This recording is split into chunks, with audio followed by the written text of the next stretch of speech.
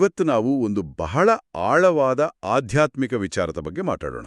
ನಮಸ್ಕಾರ. ಹೌದು, ಇದು ಗಾಯತ್ರಿ ಚೈತನ್ಯದಲ್ಲಿ ವಿವರಿಸಿರುವ ಹಾಗೆ ಬಂಧನದಿಂದ ಸ್ವಾತಂತ್ರ್ಯದ ಕಡೆಗಿನ ಒಂದು ಪ್ರಯಾಣ. ಹೌದು, ಈ ಪಯಣದಲ್ಲಿ ನಮಗೆ ಎರಡು ಮುಖ್ಯ ವಿಷಯಗಳು ಸಿಗ್ತವೆ. ಒಂದು ನಮ್ಮ ಗುರಿ ಅಂದ್ರೆ ಗಮ್ಯ, ಅದನ್ನ ಬ್ರಹ್ಮ ಅಂತ ಕರೀತಾರೆ. ಸರಿ. ಇನ್ನೊಂದು ಆ ಗುರಿಯನ್ನು ತಲುಪುವ ದಾಳಿ, ಅದೇ ಮೋಕ್ಷ. ಹಾಗಾದ್ರೆ ಮೊದಲು ನಮ್ಮ ಗಮ್ಯ ಸ್ಥಾನ ಯಾವುದು ಅದರ ಬಗ್ಗೆನೇ ಮಾತಾಡೋಣ ಅಲ್ವಾ? ಖಂಡಿತ. ಏನಿದು ಬ್ರಹ್ಮ ಅನ್ನೋ ಅಂತಿಮ ಸತ್ಯ? ಬಹಳ ಚೆನ್ನಾಗಿ ವಿಷಯವನ್ನ ಶುರು ಮಾಡಿದ್ರಿ. ಈಗ ಬ್ರಹ್ಮ ಅನ್ನೋ ಪದ ಕೇಳ್ದ ತಕ್ಷಣ ನಮ್ಗೆಲ್ಲ ಒಂದ್ ರೀತಿಯ ಗಾಂಭೀರ್ಯ, ಒಂದು ನಿಗೂಢತೆ ಕಾಡುತ್ತೆ. ನಿಜ. ಗಾಯತ್ರಿ ಚೈತನ್ಯದಲ್ಲಿ ಇದ್ರ ಮೂಲದಿಂದಲೇ ಶುರು ಮಾಡ್ತಾರೆ. ಸಂಸ್ಕೃತದಲ್ಲಿ ಬೃಹತ್ ಅಂತ ಒಂದು ಪದ ಇದೆ. ಓ ಹೌದು. ಬೃಹತ್ ಅಂದ್ರೆ ಬಹಳ ದೊಡ್ಡದು ಅಥವಾ ಬೆಳೆಯುವುದು ಅಂತ. ಸೊ ಬ್ರಹ್ಮ ಅಂದ್ರೆ ಅಸ್ತಿತ್ವದಲ್ಲೇ ಯಾವುದು ಅತಿ ದೊಡ್ಡದೋ ಅದು. ಅಂದ್ರೆ ಕೇವಲ ಗಾತ್ರದಲ್ಲಿ ದೊಡ್ಡದಿರುವುದಲ್ಲ. ಖಂಡಿತ ಅಲ್ಲ. ಇದು ಭೌತಿಕವಾಗಿ ದೊಡ್ಡದಿರುವುದಲ್ಲ, ಬದಲಿಗೆ ಎಲ್ಲವನ್ನು ಮೀರಿ ಎಲ್ಲವನ್ನೂ ವ್ಯಾಪಿಸಿಕೊಂಡಿರುವ ಒಂದು ಪರಮತತ್ವ. ಇಡೀ ವಿಶ್ವಕ್ಕೆ, ಅದರಲ್ಲಿರುವ ಪ್ರತಿಯೊಂದು ಜೀವಕ್ಕೂ ಆತ್ಮವಾಗಿರುವ ಪರಮಾತ್ಮನೇ ಬ್ರಹ್ಮ. ಸರಿ, ಇದು ಒಂದು ಮೂಲಭೂತ ವ್ಯಾಖ್ಯಾನ ಆಯಿತು. ಆದರೆ ಗಾಯತ್ರಿ ಚೈತನ್ಯದಲ್ಲಿ ಬೇರೆ ಬೇರೆ ಉಪನಿಷತ್ತುಗಳ ಉಲ್ಲೇಖ ಕೂಡ ಬರುತ್ತೆ. ಹೌದು. ಅಲ್ಲಿ ಒಂದೊಂದು ಉಪನಿಷತ್ತು ಬ್ರಹ್ಮವನ್ನು ಒಂದೊಂದು ರೀತಿ ವರ್ಣಿಸುತ್ತೆ.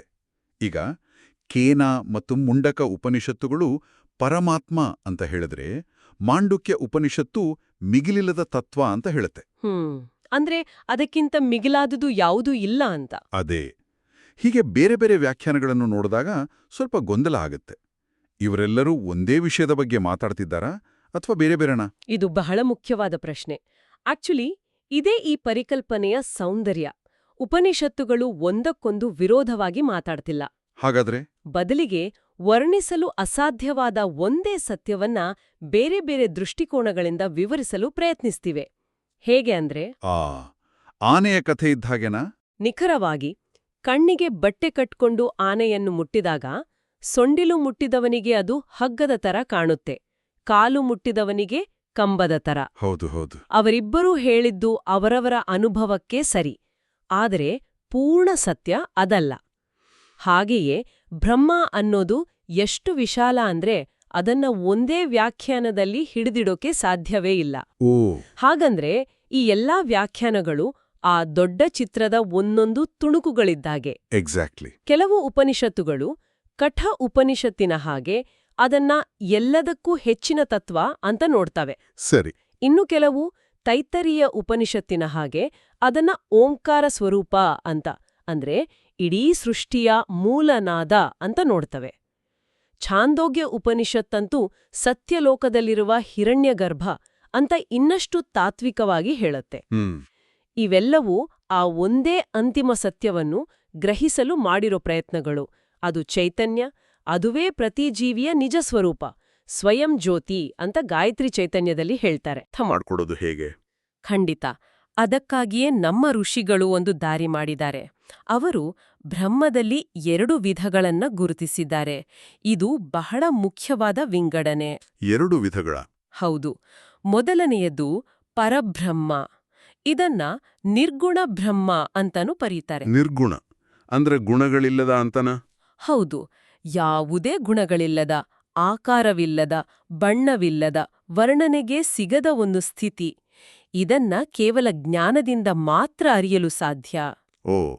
ಅದಕ್ಕೆ ಇದನ್ನ ಜ್ಞೇಯ ಬ್ರಹ್ಮ ಅಂತ ಕರೆಯೋದು. ಅಂದ್ರೆ ತಿಳಿದುಕೊಳ್ಳಬೇಕಾದ ಬ್ರಹ್ಮ ಅಂತ. ಒಂದು ನಿಮಿಷ, ಇಲ್ಲಿ ಒಂದು ರೀತಿಯ ವಿರೋಧಾಭಾಸ ಕಾಣಿಸ್ತೆ. ಗುಣಗಳೇ ಇಲ್ಲದ, ಆಕಾರವೇ ಇಲ್ಲದ ಒಂದನ್ನ ನಾವು ಪೂಜಿಸೋದು, ಧ್ಯಾನಿಸೋದು ಹೇಗ್ ಸಾಧ್ಯ? ಅದ್ಭುತವಾದ ಪ್ರಶ್ನೆ. ನೀವು ಕೇಳಿದ ಪ್ರಶ್ನೆಗೆ ಉತ್ತರವೇ ಬ್ರಹ್ಮದ 2ನೆಯ ವಿಧ. ಓಕೆ.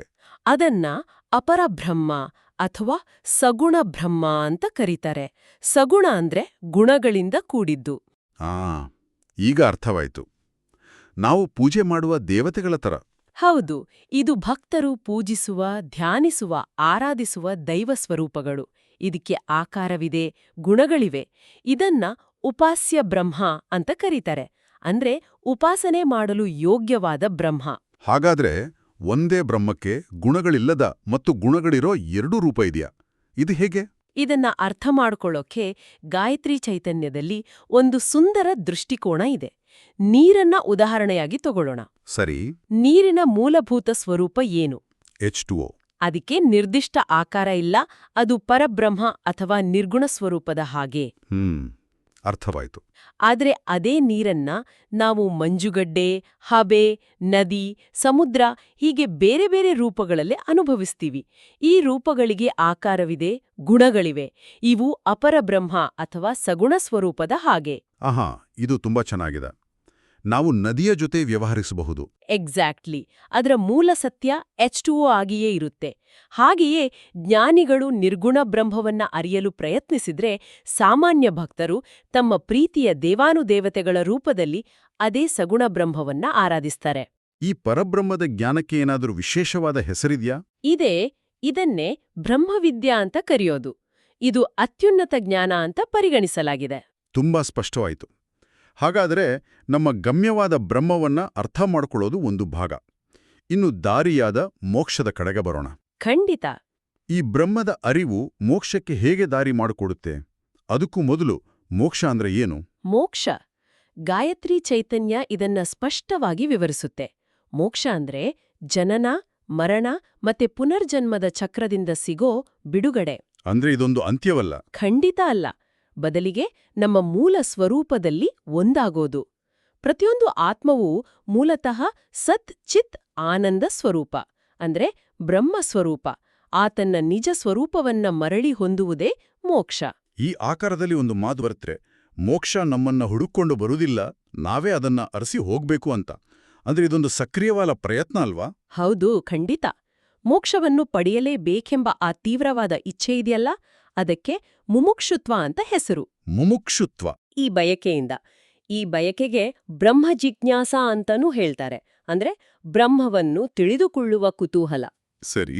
ಮಾನಸಿಕವಾಗಿ ಹೇಳೋದಾದ್ರೆ, ಮನಸ್ಸಿನಲ್ಲಿರುವ ಎಲ್ಲ ಆಸೆ, ಆಕಾಂಕ್ಷೆಗಳನ್ನ, ವ್ಯಾಮೋಹಗಳನ್ನ ಬಿಡುವ ಸಾಮರ್ಥ್ಯವೇ ಮೋಕ್ಷ.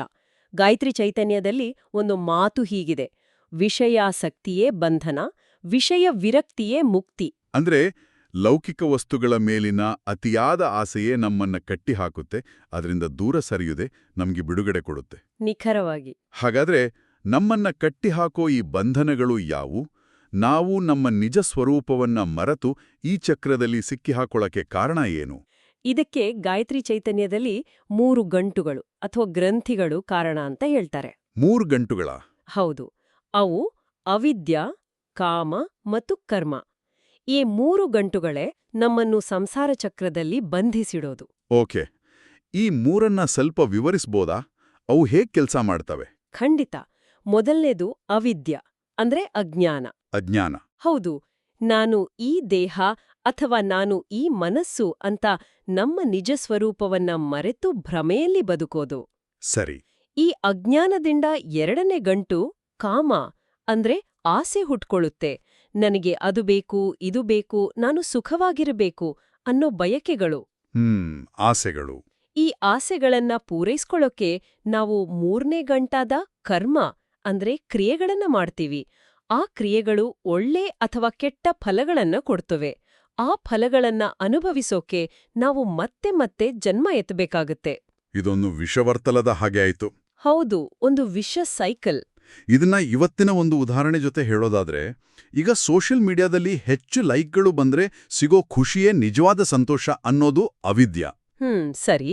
ಅದಕ್ಕಾಗಿ ಇನ್ನಷ್ಟು ಪೋಸ್ಟ್ ಮಾಡಬೇಕು, ಗಮನ ಸೆಳೆಯಬೇಕು ಅನ್ನೋದು ಕಾಮ ಅಥವಾ ಆಸೆ. ಅದಕ್ಕೋಸ್ಕರ ಗಂಟೆಗಟ್ಲೆ ಸಮಯ ಕಳೆಯೋದು ಕರ್ಮ. ಅತ್ಯುತ್ತಮ ಉದಾಹರಣೆ. ಇದರ ಫಲವಾಗಿ ಮತ್ತೆ ಅದೇ ಚಕ್ರದಲ್ಲಿ ಸಿಕ್ಕಿ ನಿಜವಾದ ಆನಂದದಿಂದ ನಾವು ದೂರ ಆಗ್ತೀವಿ. ಹಾಗಾದ್ರೆ ಈ ವಿಷವರ್ತಲವನ್ನು ಕತ್ತರಿಸೋದು ಹೇಗೆ? ಜ್ಞಾನವೆಂಬ ಖಂಡದಿಂದ ಮಾತ್ರ ಸಾಧ್ಯ.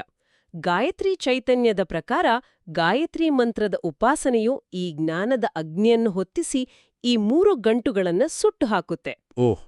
ಎಲ್ಲಾ ಕಾಮನೆಗಳಿಂದ ಬಿಡುಗಡೆ ಹೊಂದುವುದೇ ಮೋಕ್ಷದ ದಾರಿ. ಹಾಗಾದ್ರೆ ಈ ಜ್ಞಾನೋದಯವಾದಾಗ ನಮ್ಮ ದೃಷ್ಟಿಕೋನದಲ್ಲಿ ಏನು ಬದಲಾವಣೆ ಆಗುತ್ತೆ? ನಮ್ಮ ಮತ್ತು ಈ ಜಗತ್ತಿನ ಸಂಬಂಧ ಹೇಗೆ ಬದಲಾಗುತ್ತೆ? ಇದನ್ನ ದ್ವೈತ ಮತ್ತು ಅದ್ವೈತ ಸಿದ್ಧಾಂತಗಳಿಗೆ ಜೋಡಿಸುತ್ತೆ ಅಲ್ವಾ? ಹೌದು. ಇದು ಇಡೀ ಚರ್ಚೆಯ ಅತ್ಯಂತ ಮಹತ್ವದ ಭಾಗ. ಈಗ ನೋಡಿ, ಬಂಧನದ ಸ್ಥಿತಿಯಲ್ಲಿ ಅಂದ್ರೆ ಅವಿದ್ಯ, ಕಾಮ, ಕರ್ಮದ ಗಂಟುಗಳಿಗೆ ಸಿಕ್ಕಿ ಹಾಕ್ಕೊಂಡಾಗ ಆತ್ಮವು ತನ್ನನ್ನ ಜೀವಾತ್ಮ ಅಂತ ಗುರುತಿಸ್ಕೊಡುತ್ತೆ. ಸರಿ. ಈ ಸ್ಥಿತಿಯಲ್ಲಿ ನಾನು ಬೇರೆ, ದೇವರು ಅಥವಾ ಪರಮಾತ್ಮ ಬೇರೆ ಅನ್ನೋ ಭಾವನೆ ಇರುತ್ತೆ.